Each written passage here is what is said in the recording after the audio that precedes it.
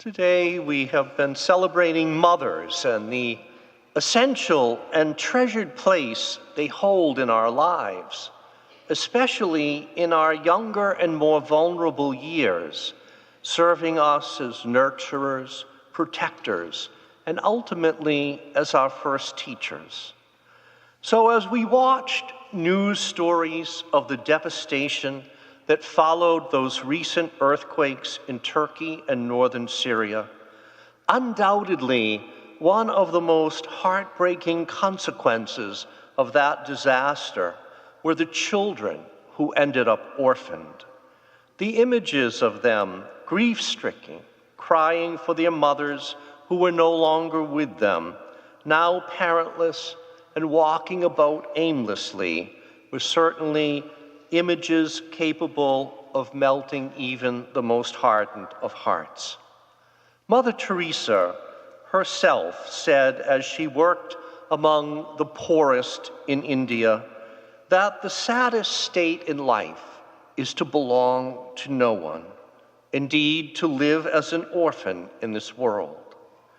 Surely, when we think about it, the social conditions, the state of health care in the days of Jesus were such that orphans had to be a very familiar sight, as these defenseless, vulnerable, and unwanted children were forced to beg at the city gates in order to survive. So it is then that Jesus uses this image, so familiar to his disciples, as he tries to assure them that even though soon he will no longer be with them, no longer among them, he is not leaving them like vulnerable orphans. Jesus knew his disciples well. He had gone about with them day by day for some 3 years. So he knew their strengths, but he also knew their weaknesses. He especially knew how very dependent they were upon him as their leader for their direction.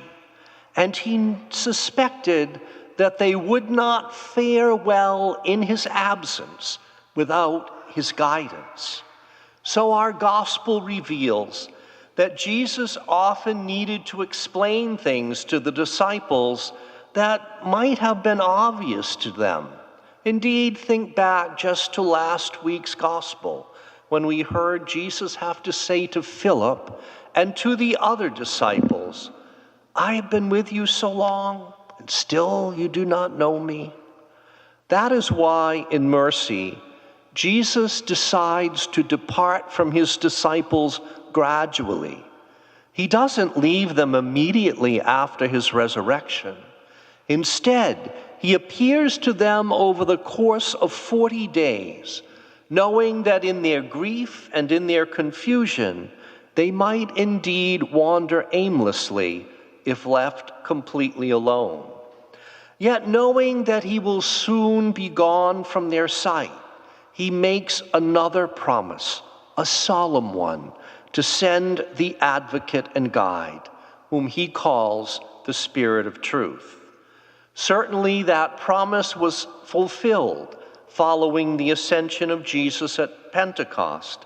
And in the Acts of the Apostles, don't we see a familiar pattern taking shape from the very beginning days of the Christian community of faith, in that those Samaritans, first baptized by Philip, are then later confirmed when visited by the apostles Peter and John, through them given the fullness of the Holy Spirit. So this is the same pattern of baptism, followed later by confirmation by successors of the apostles, that is offered to all who seek to follow Christ down through the ages, right up into our own day.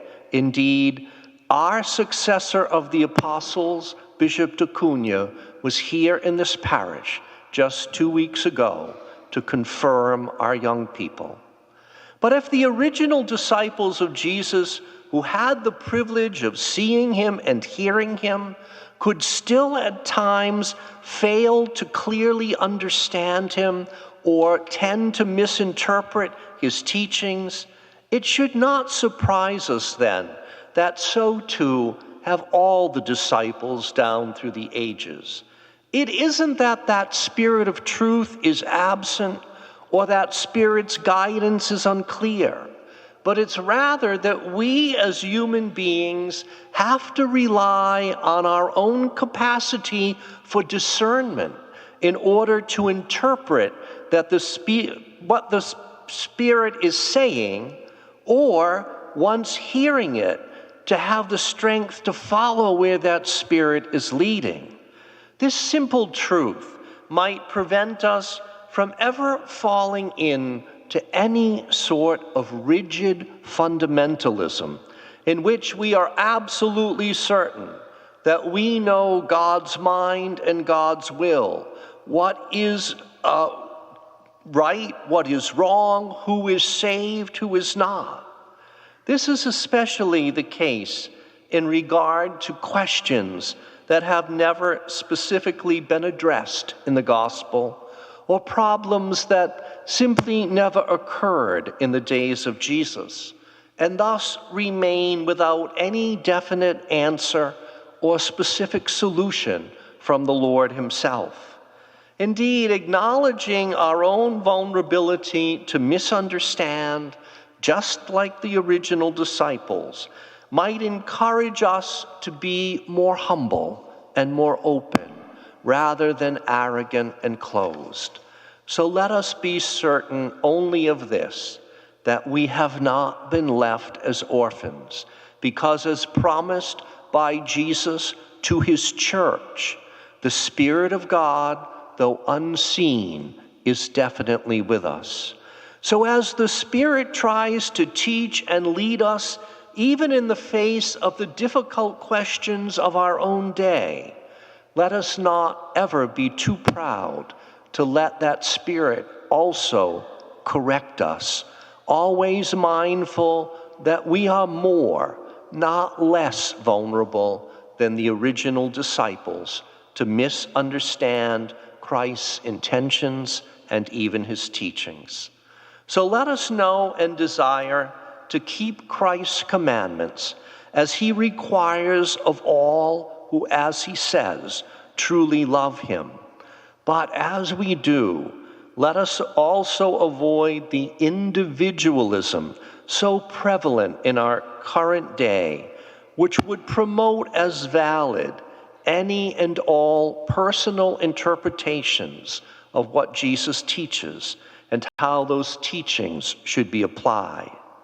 This error underlies not only the splintering denominationalism of Christians ever since the Reformation, but also the prevalent contemporary trend, even among those who are baptized as children, to classify themselves as unaffiliated as adults.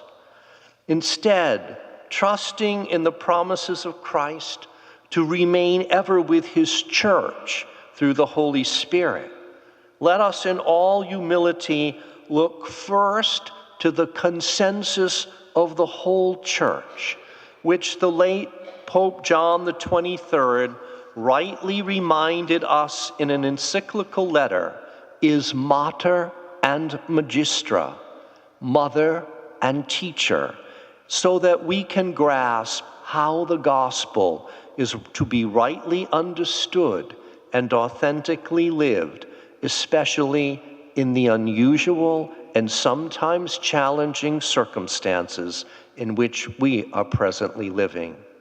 To do otherwise, indeed to rely on our own interpretations and opinions, rather than the Church's motherly wisdom, born of centuries of experience, is but to wander, unguided, unprotected, as vulnerable orphans.